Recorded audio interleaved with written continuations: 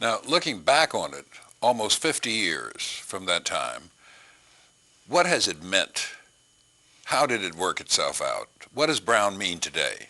I think that in the larger sense, every advance we've made has been based on Brown. Every single advance.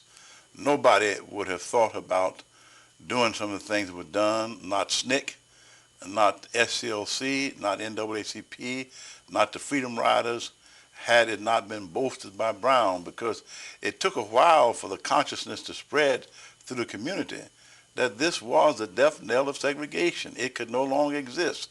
The question then became how long, under what circumstances, what steps must be taken to speed it along.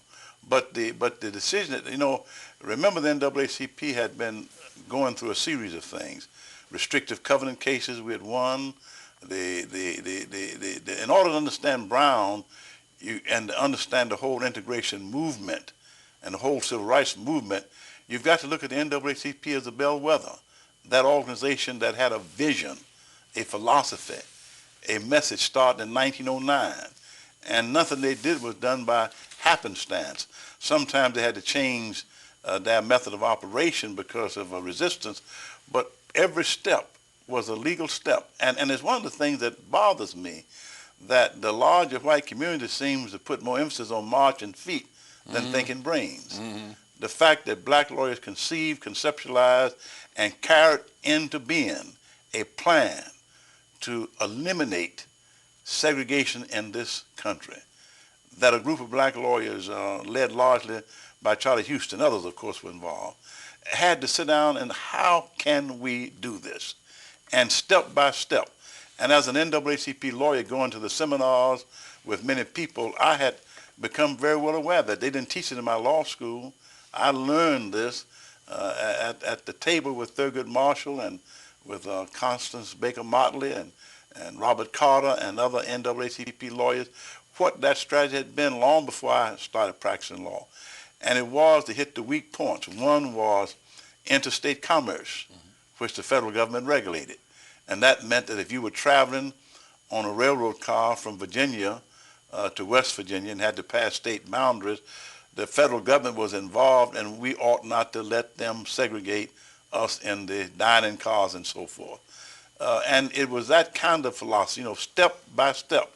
Now, originally, and it's strange when you look at Brown versus Board of Education, originally the NAACP adopted another methodology, and that was they decided to attack the South at its weakest point. The old decision in 1898, Plessy versus Ferguson, said separate but equal. So the NAACP lawyers said, all right, we'll now start on medical schools and law schools and schools of engineering and architecture. If we go to Tennessee and Mississippi, we know they don't have enough money to build a separate but equal law school. So we'll demand that black students be admitted to the law school, to the engineering school. All of these were closed, state schools. That was the legal strategy that most people are not aware of at this point. When they did that, the southern states reacted in various ways. They didn't admit us, but they also created a fund.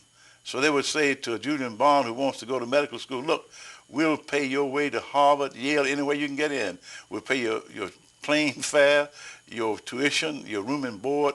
Well, for a student who was really serious, it was fairly hard to turn down an immediate education for an 8-year fight that may or may not result in something. It was after the failure of that approach that in the case that originated, not in Kansas called Brown, but the case in South Carolina, where black people were asking simply that they have buses. In Clarendon County. Clarendon County, South Carolina. And in that case, it was very strange because that's all they were asking for. When the superintendent of the school system turned them down and said no buses for black children, they are for white children, it went to the NAACP. Well, the NAACP had an uncompromising policy. We were not asking for alleviation. We were asking for elimination. And they made it clear, we'll not take this case unless you go to the root of it.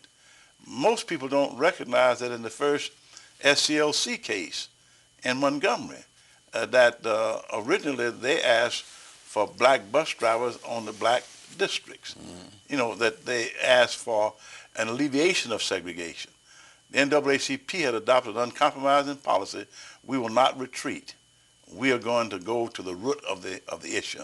So in the Clarendon County case, when the NAACP took it, it then went to education. So many people have asked me, why did you start at the primary level instead of at the top?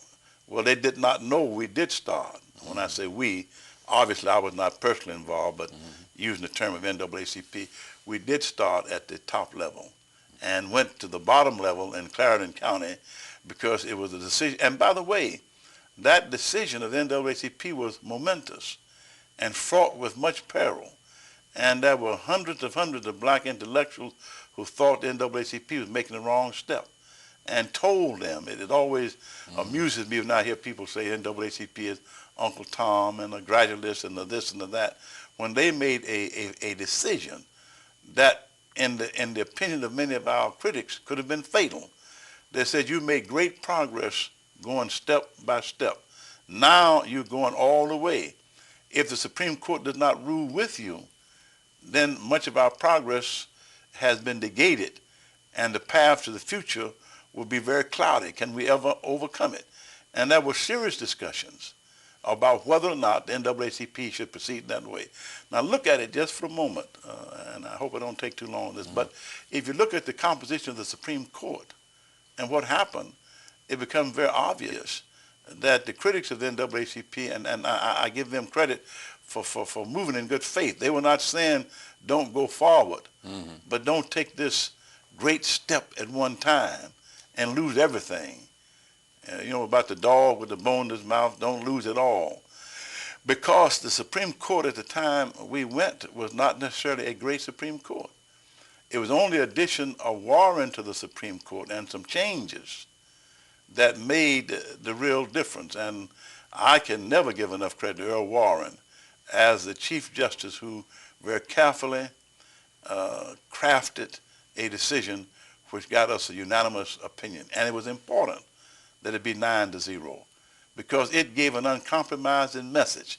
And if you go back and read the history, as I've had to do as a lawyer over and over again, I've been fascinated by all the things that happened.